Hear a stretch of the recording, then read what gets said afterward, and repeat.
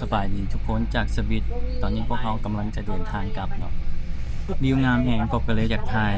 คลิปนี้เอาไว้เบิ่งตอนเท่าเป็นความทรงจำเลยกัน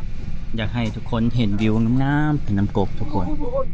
ตอนพวกเขามาหันพวกเขาไปฟังพุ่นเนาะฝั่งกลับอีกฝั่งหนึ่งเป็นไหม เลยพ่อ โคตรงามทุกคนที่มาบ้านเขาบ่มีเนาะมุ่นน่ะนี่เส้นทางนี่น่าจะหมื่นได้นี่ มีอยู่ห้าน เปียกคือฝนนี่เนาะมุ่นฟ้องามขนาดงามแฮงทุกคนนั่งรถไฟสวีทผ่านมันกับปีฟรีเนาะฟรีทุกอย่างเลยสิไปจากสถานีสิไปใส่กับฟรีบุฟแบบตัวบุฟเฟ่เนาะนะโคตรงามเมืองเส้นทางโค้ง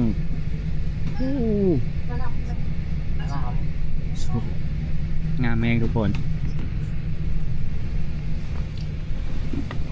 หนังฝังเหนียวจ้ะใช่ป่ะเข้า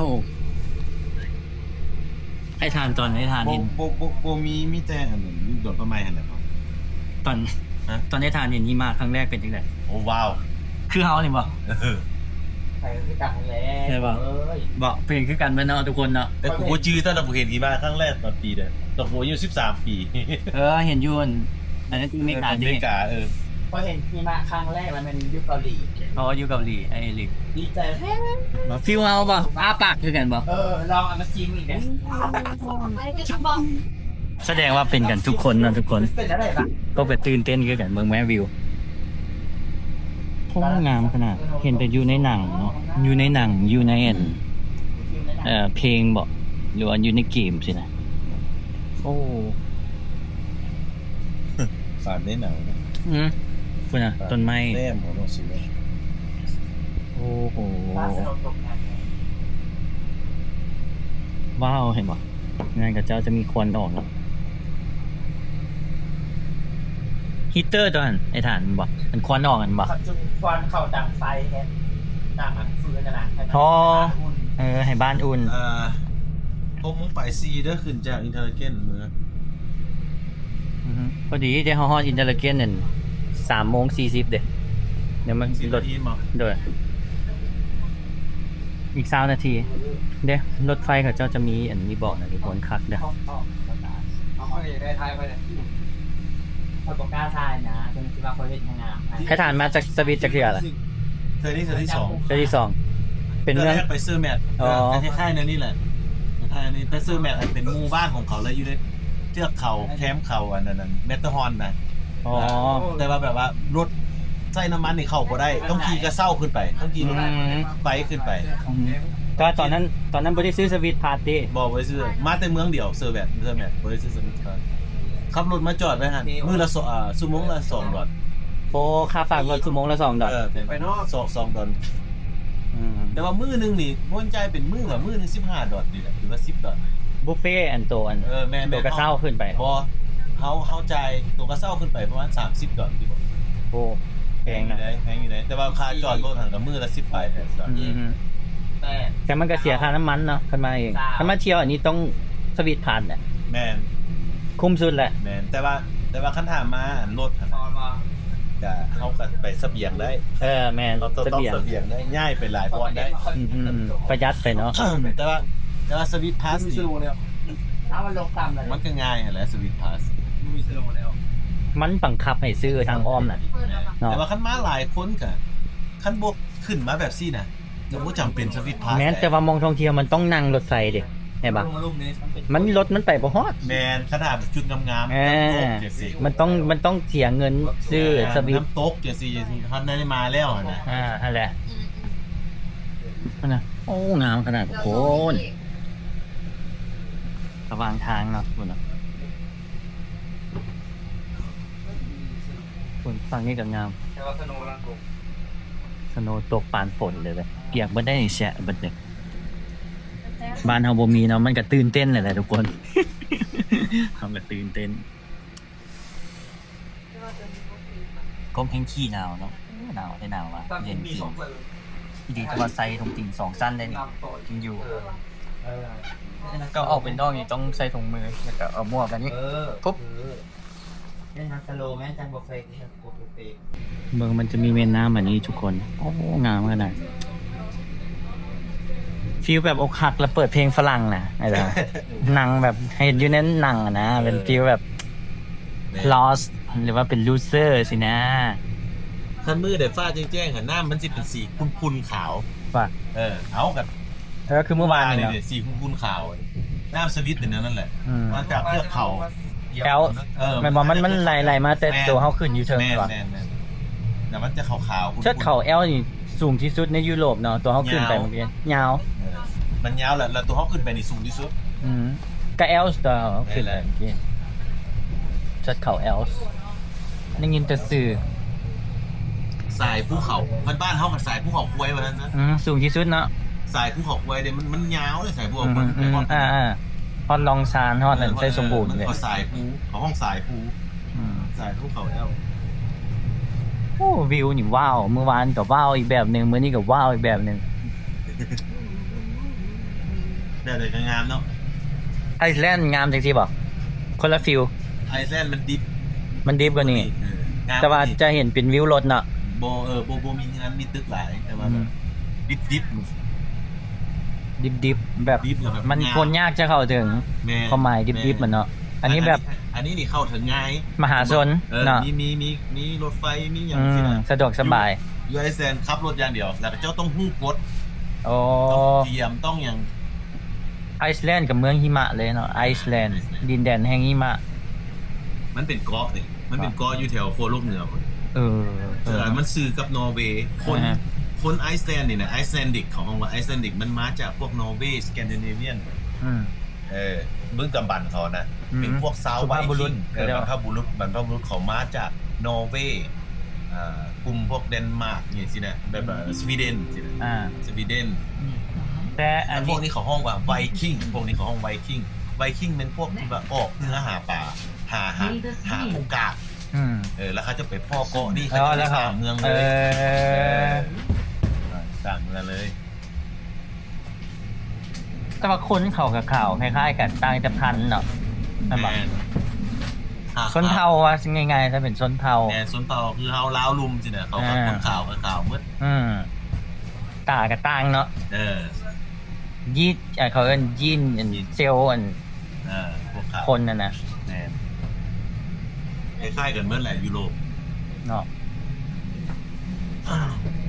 ครับอันนี้พวก พวกไหนพวกยิว พวกยิวกับตังหา พวกยิวกับข่าวคือกัน เยรูซาเล็มแต่ว่าตาฟ้าพวกนั้น อืม ยิวกับอีกเผ่าพันธุ์หนึ่งยิวก็สิเป็นแบบ อิสราเอล มีเป็นเผ่าหนึงอีกกัน อืม ล้าวลุมล้าวสูงอย่างนี้ มันก็เป็นพัน ขมุ เผ่าพันธุ์หนึงอีก เนาะ เ เป็นเผ่า โม่ง อาคา เออ สินะ มัน เป็ เป็น น เผ่า เผ่าก ะเหรี่ยง พันธุ์หนึ่งเขาก็มีวัฒนธรรมของเขา อืมอืมฝนตกรถถีบกับเจ้าอย่างเงี้ยจอดอย่างซีเลยเนาะ เขาจะก็ล็อกไว้ รถจักรบ่ซูเห็นหลายรถจักรบ้านเขา มั เจ้า นหนาวเลยครับ เนาะ ยิวจะมันหนาว แต่ฝรั่งหัน ฝรั่ จะ ง มี ฝรั่งหันหลาย สกูตเตอร์ ส่วนหลายขี่ สกูตเตอร์กับ คันใหญ่ คันใหญ่มีฝรั่งหลายแต่สวิตบ่ค่อยมีดอกมันหนาวเนาะคันนี้ก็มีในเมืองดิบ่ ๆโอ้ยคันจะขี่รถจักรเขาขี่รถไฟดีก่อนคันเขาเป็นคนสวิตเนาะ แม่นแล้ว มันสะดวกสบายก่อน เนี่ยเพราะเขาขี่รถทีบ อืม มันก็มีเลนให้รถทีบนี่ แล้วสะอาดเนาะบ้านเขาเจ้าเนาะไอ้ถามแล้วตึกกับประมาณ2สั้นซื่อๆบ่ฮอด3-4 แมนเขาก็บ่ได้สวิตมันเป็น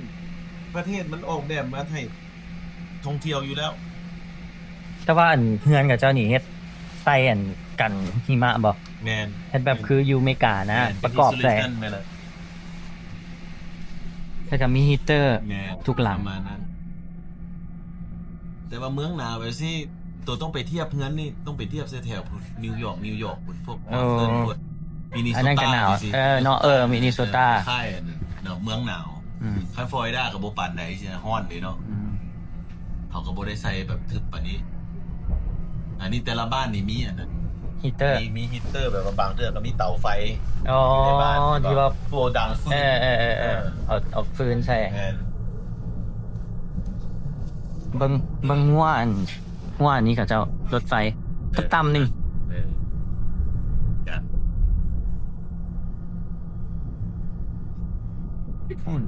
โอ้วิวงามเองคักสองฟังคุณกู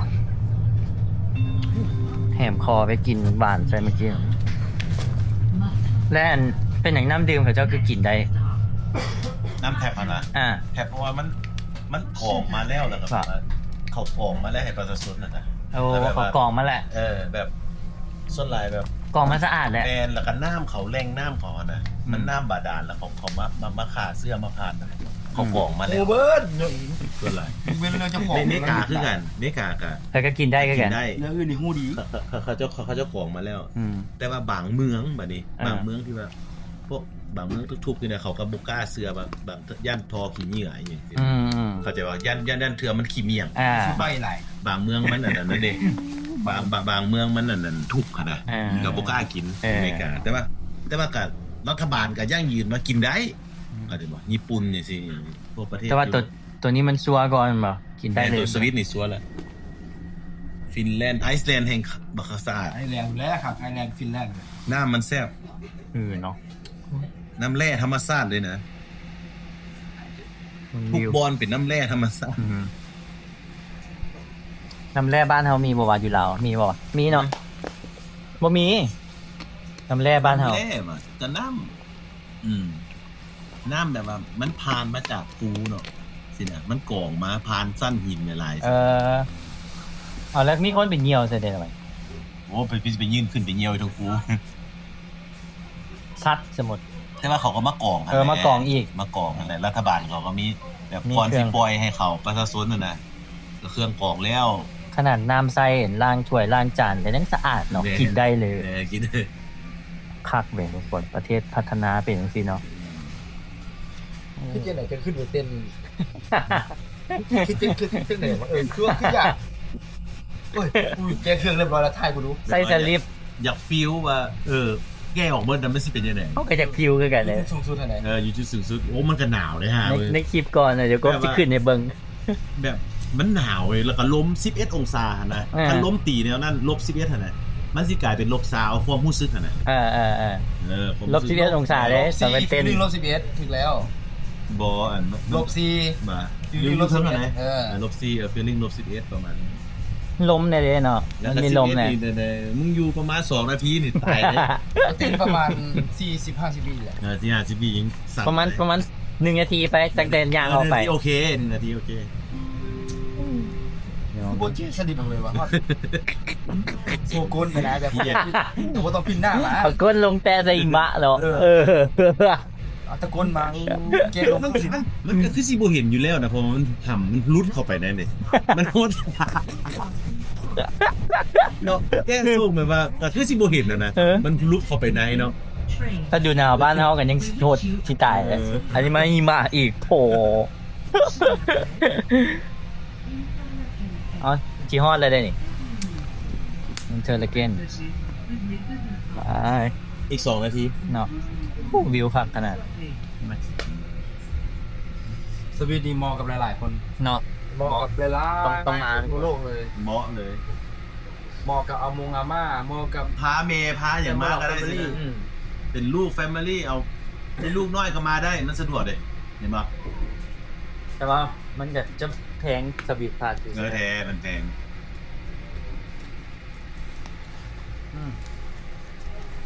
โซ่แห้งพอในห้องเลยจ้ะนี่ไปเอาทุกคนถือว่ากับถ่ายคลิปล้มกันเนาะแล้วก็ให้ทุกคนเบิ่งวิวเพราะว่าวิวงามแห่งทุกคนกบก็อยากเก็บไว้เป็นความทรงจำกบในตอนที่เฒ่าไป ตอนเขาหน้ายังหนุ่มอยู่สิยังอายุซ้ำนี้เขาก็อยากถ่ายไว้นะทุกคนแล้วก็อยากโซให้ทุกคนได้เห็นผู้ใดบ่เคยมาเที่ยวยุโรปจากเที่ยวมาสวิตก็ได้เห็นพร้อมกบเนาะวิวคักแล้วก็ได้ล้มกันกับไอ้ทานนั่นแหละแล้วก็บอกข้อมูลนู่นนี่เขาก็รู้จักหลายอย่างก็ตอนนี้อากาศอยู่นี่37ฟาเรนไฮต์ประมาณ3-4 องศา3 องศาทุกคนเป็นครั้งแรกเขาก็บ่เคยอยู่ฮอด3 องศาจากเทื่อ ดีใจเนาะครบแบบโคตรใจฟูเลยมาจังสิเห็นวิวจังสิเขาก็อยากถ่ายเป็นตอนไปทุกคนคันเฮ็ดคลิปมือหนึ่งนี่มันไปหลายบอลแล้วมันเขาก็อยากเก็บความทรงจำเก็บบรรยากาศเก็บภาพ มันก็ชีดนพวกเนาะยันทุกคนเบิ่งกับเบื่อแต่การที่เขาอัพคลิปมันก็จะยากการตัดต่อเอ็กพอร์ตการอัพโหลดมันก็สิดนก็จะเฮ็ดเป็น EP ย่อยๆไปทุกคนสำหรับผู้ใดที่อยาก โอ้เริ่มไอเลย อยากเลี้ยงข้าวสนับสนุน for food เวนโมมาได้เด้อทุกคน เวนโมกับเซลแล้วขอบใจทุกคนที่โดเนทมาให้ก่อนหน้าเด้อขอบใจกบได้รับทุกเงินหันกบได้รับเนาะขอบใจหลายๆไอแอนเราก็แคปมาทุกคนโอ้มีคนโดเนทให้มีหลายคนเนาะขอบใจเด้อทุกคนคนโดเนทก็มีไอเดือนมีผู้ใดอีกมานี่คำวงศา อันนี้เราเบิ่งคลิปปารีสแล้วก็โดเนทมาให้เนาะเรื่อยมานี่คำวงศาแล้วก็อันนี้อย่างก็ Gift for กบ Have fun in Paris My husband enjoys his YouTube channel แล้วอันนี้ก็ Thank you so much for support กบ Tutory appreciate all FC ขอบใจหลายๆแล้วก็มีนาแน่ขอบใจทุกคนเพราะว่ามันแพงเอาอยู่นี่นะเอากับประหยัดที่สุดเจอกันคลิปหน้าจะไอไง